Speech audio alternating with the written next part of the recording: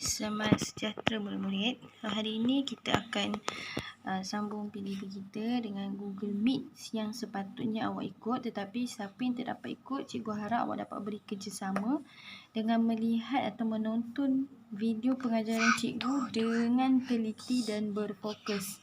Jangan main-main, walaupun PDPR masih diteruskan tapi pengajaran tetap berjalan seperti biasa dan fokus kita adalah supaya awak dapat meningkatkan kemahiran dalam bahasa Melayu.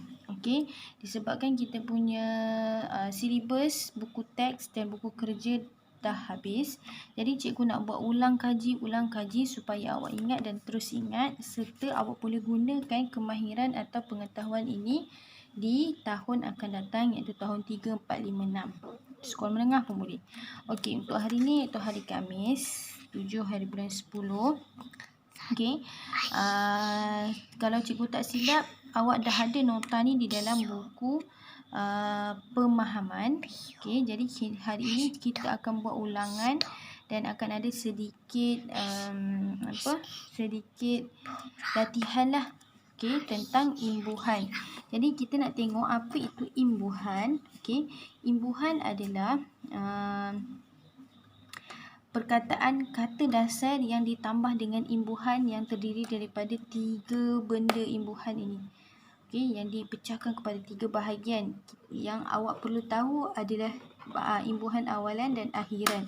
Imbuhan apitan tak perlu tengok lagi, tetapi cikgu nak awak tahu apa tu imbuhan apitan, supaya bila awak naik tahun 3 dan tahun 4 awak tak terkejut atau awak tak tertanya-tanya apa tu imbuhan apitan. Okey, jadi sebab awak pun dah habis silibus, jadi cikgu tambah sedikit ilmu baru supaya awak tahu dahulu dari orang lain. Okey, biasanya orang lain tahun 3, tahun 4 baru dia tahu apa itu imbuhan apitan.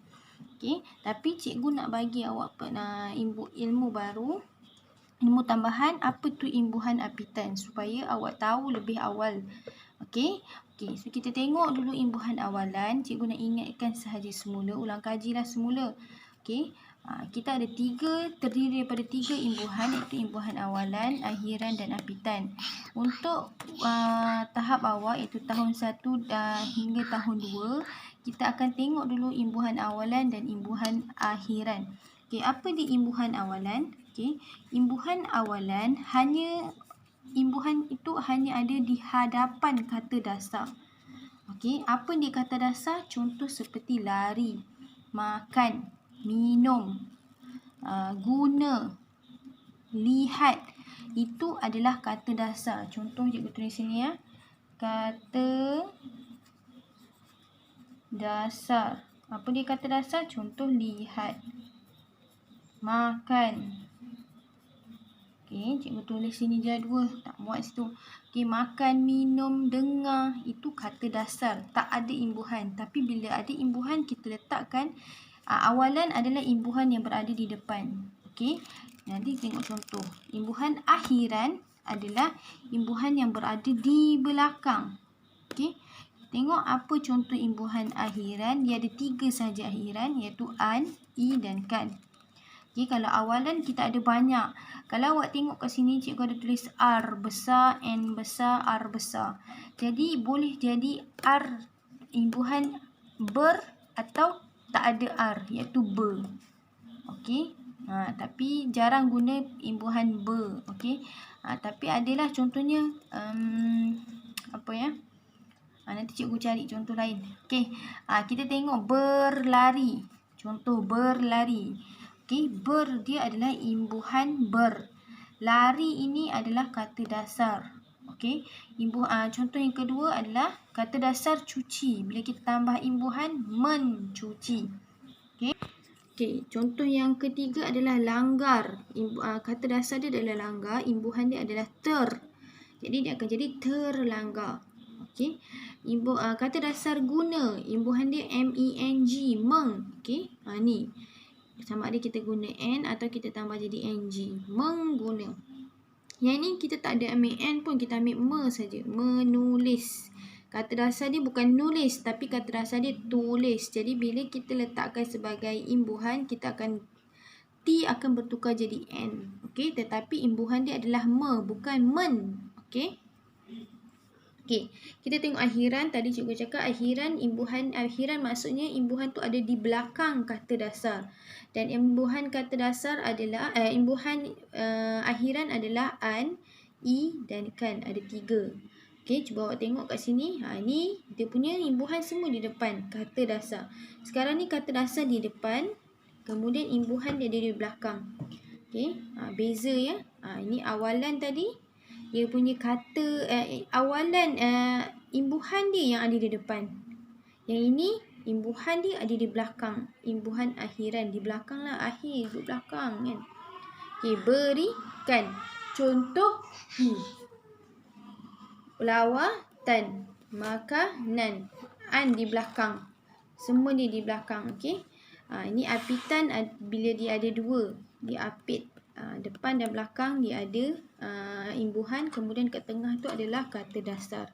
Itu contohlah. Yang ini awak tak perlu tahu, tetapi cikgu nak beritahu awak ilmu baru saja, pengetahuan baru. Kalau apitan dia mesti ada imbuhan, dia mesti ada depan dan belakang. Tengok contoh. Kata dasar dia adalah beri. Bila dia ada imbuhan, dia akan letak di depan dan belakang. Tetapi imbuhan apitan ni tak boleh sesuka hati letak. Okey, ada kala dia tak sesuai. Macam mana nak tahu? Kena banyak membaca supaya boleh tahu imbuhan apa yang sesuai untuk diletakkan. Okey, so cikgu harap awak boleh faham apa itu imbuhan awalan, akhiran. Okey, apitan ini sebagai tambahan saja.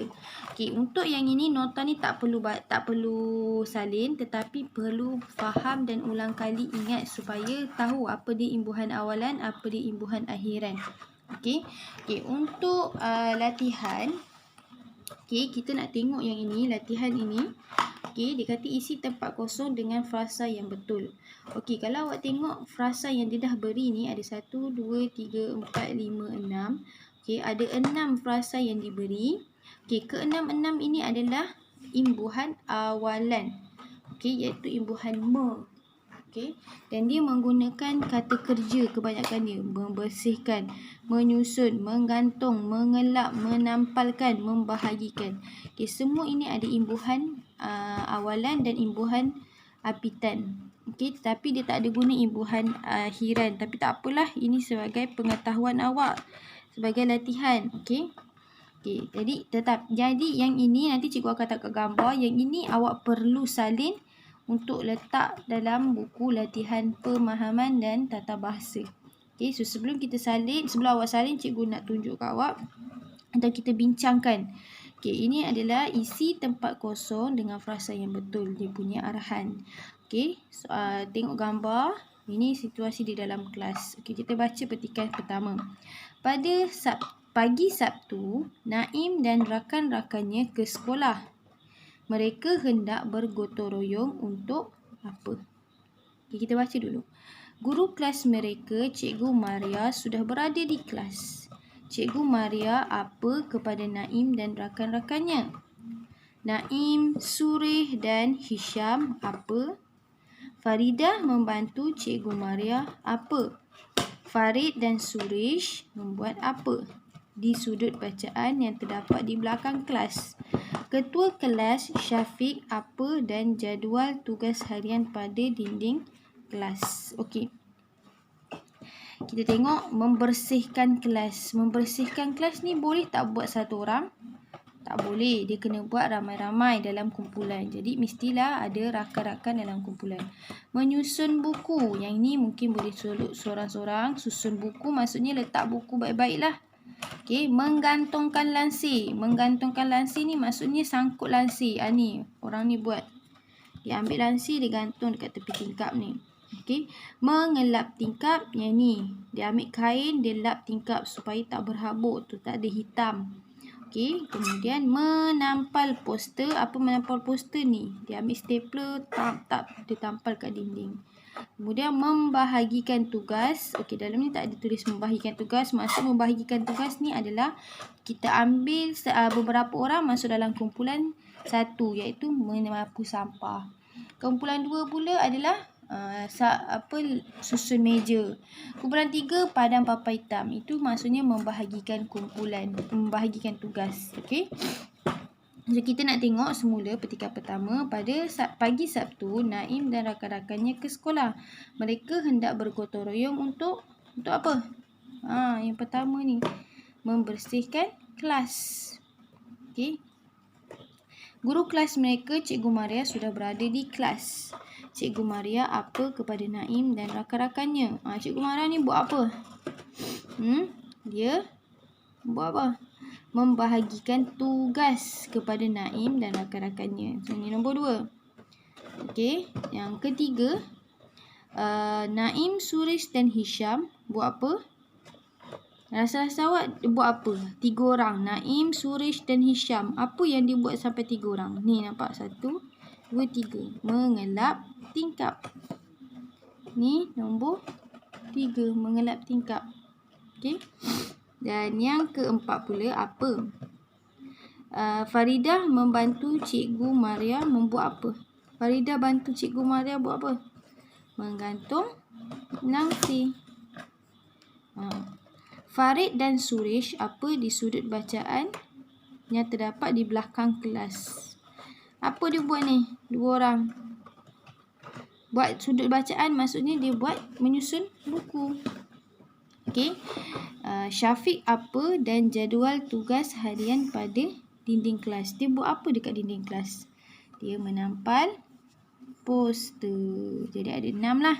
Okey, so cikgu ulang baca supaya awak dapat jawapan yang tepat. Untuk tulis semula di buku pemahaman dan tata bahasa. Pada suatu pagi Sabtu, Naim dan rakan-rakannya ke sekolah. Mereka hendak bergotong royong untuk membersihkan kelas. Guru kelas mereka, Cikgu Maria, sudah berada di kelas. Cikgu Maria membahagikan tugas kepada Naim dan rakan-rakannya. Naim, Suresh dan Hisham mengelap tingkap.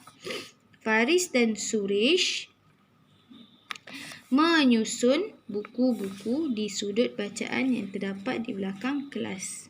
Ketua kelas Syafiq, ketua kelas iaitu Syafiq, menampal poster dan jadual tugas harian pada dinding kelas. Boleh? Okey. So, video ini awak boleh ulang lihat untuk dapatkan jawapan jika terlupa.